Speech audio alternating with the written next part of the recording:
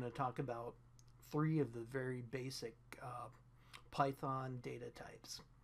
Python has many data types, uh, but we're really going to focus on integer and float, which are both number data types, and the string data type. There's a lot of other things we're going to be getting into later in this course, such as list, uh, dictionaries, uh, and the like.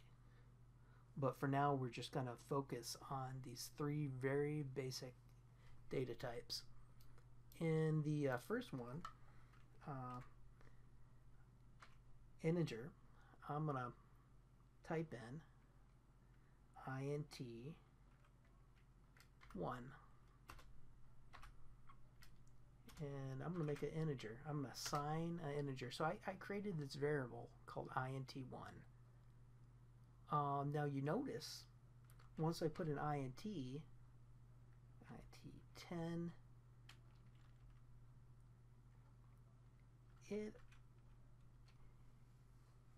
it has it highlighted.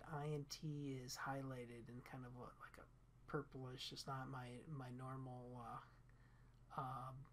text color, and that's because it's a reserved word. Certain words we cannot define as variables, like and. See how it highlights that? I can't go and equals 10 because and is a reserved word. There's while, because that's for the while loop. We can't do that. So basically, there's sets of reserved words. For other things that you've been using, these other commands and functions in Python that you can't use. For example, I just put a 1 for int1, and then all of a sudden that reserved word, now int1 is not a reserved word, and I can use it. Let's look at float. Float is also reserved, so we're going to call it float1, and let's give it a value of 10.7. So integer is just your standard integer non-decimal point number. 1 through however big you're going to get. Non-decimal point number. And when we want to use decimal points, which we do for a lot of business applications, we're going to want to have decimal points at certain levels of rounding. We use float, and you don't have to call use the word int or float in your name. We could call this next float rate, for instance. So we have rate of 1.45. So you don't have to be very descriptive or give the data type in the name. I do suggest you try to name it something that sounds logical to you in terms of your program. Like if you're going to calculate the average, and the average is going to be put in the variable, you might want to call it average, or you might want to use the actual use something that's actually somewhat descriptive, or average of numbers, or some that really tells you or anyone else looking at your code in the future what you're doing here. So now with the actual number data types, we can do operations. So let's throw in some more data types. Let's just get a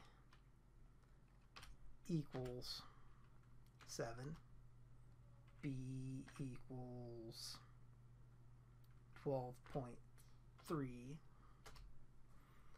And once we assign these, we can do various calculations. So we're going to set C. We're going to set C equals B plus float 1. And let's print that out. Print, and I'm going to see. So this program is going to run. It's going to run from the top. It's going to make all these assignments and make this here assignment towards the end where I calculate C and then print that out. Run it. It's going to want me to save it, so I'm going to call it test 2. And we run it, and it puts it together. We get 23.0, and if we look at what we added together, 10.7 and 12.3, and that should indeed be a float. So we could multiply it. Let's multiply it and run it again.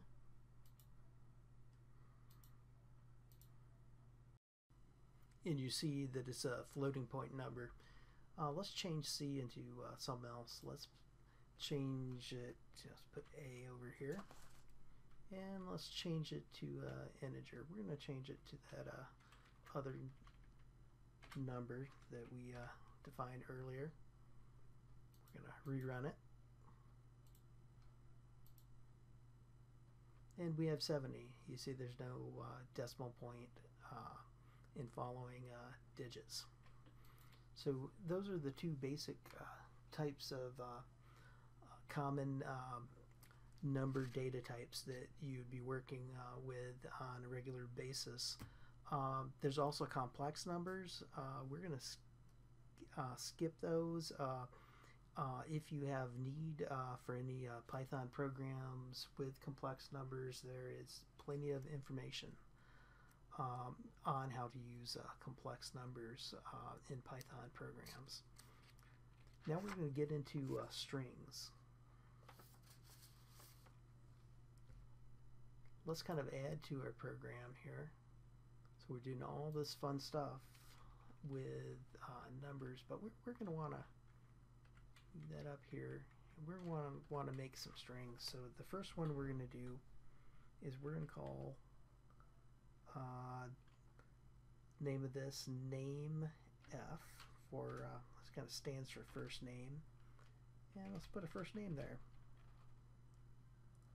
We're going to say name F is Jill, name L for last name is, let's go for another quick name, Hill.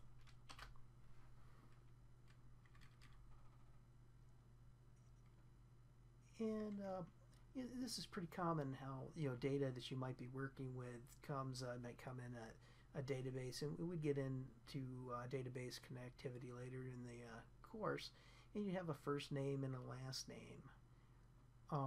What you might want to do is combine them. So let's get a full name. So we're going to make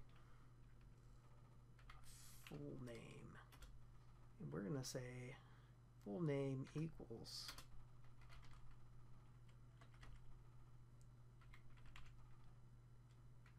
name F, and we could concatenate strings with the plus operator and name L, and we're going to now we're going to want to print that. So let's go full name,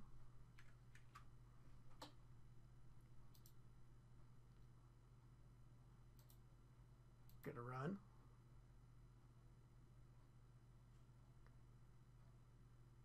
and I have a syntax error. Nope, I typed in something wrong. It didn't know what name 1 was. or name lowercase l was. So let's try that again.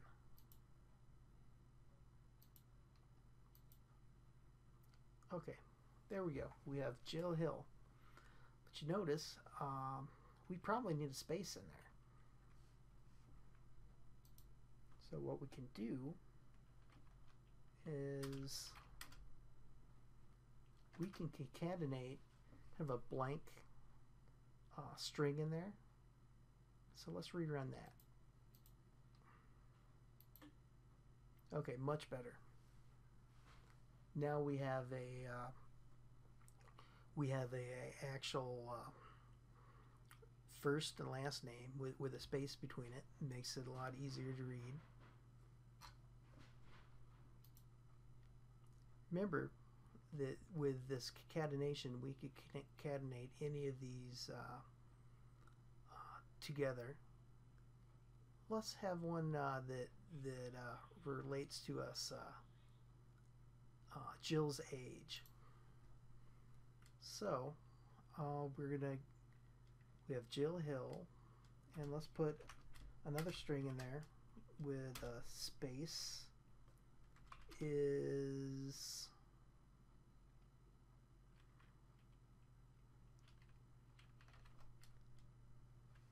and then a space, and then we're going to put her age in there. So let's find some we can make her age. So let's use A as her age. So I'm gonna change A, and let's say Jill is 23. So I'm gonna put A in there, and we're gonna run it and see what occurs. Okay, so we get an error, and it says can only concatenate strings, not ints. So what Python is telling us is that, hey, you tried to concatenate together a integer when we can only do that with strings. So what we're going to have to do is turn that 23 into a actual string. So we can use this function called str.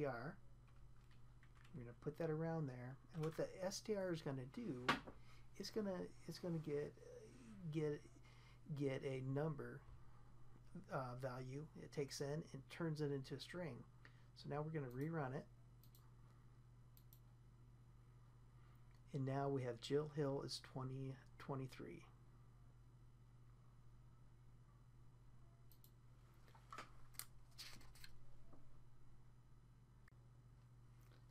Now, if you notice, Python handles strings with quotes. But what if you want to add a quote into a string, which probably comes up as a pretty common thing you might want to actually do in Python. Here's an example of that. So we're going to make a new variable. I'm going to call it my name, and so it's going to say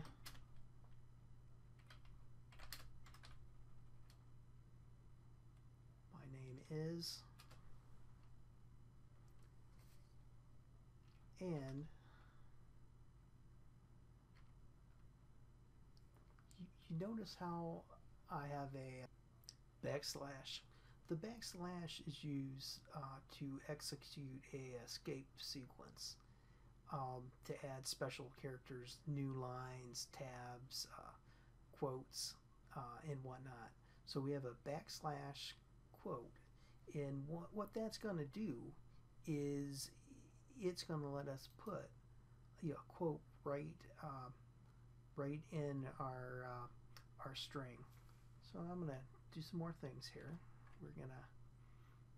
We're gonna find the first name, put that in there,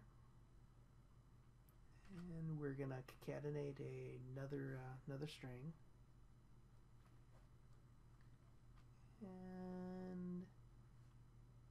we need to make sure we put some more quotes in there, and we do a backslash quote and quote. So it kind of looks funny, but if you want to quote within quotes, you're gonna have to do a backslash quote. I think we got it. Well, let's change the print and to my name and run it. And now we have Python saying my name is Jill in quotes. Now the backslash is handy, but it can run, and you can run into issues with that itself. If the backslash is your escape character, what if for some reason instead of having backslash just put in a quote, you really wanted to use backslash quote to say that, and a backslash is used to make a real backslash that doesn't have any special function. So it's basically an extra backslash. Will give you that. In the real world, you might not run into that situation that often, but if you're working with strings and you indeed need backslashes in the actual things you're producing that aren't escape sequences to add quotes or make new lines or a tab or whatnot, then you're going to have to use double backslash, the backslash in there.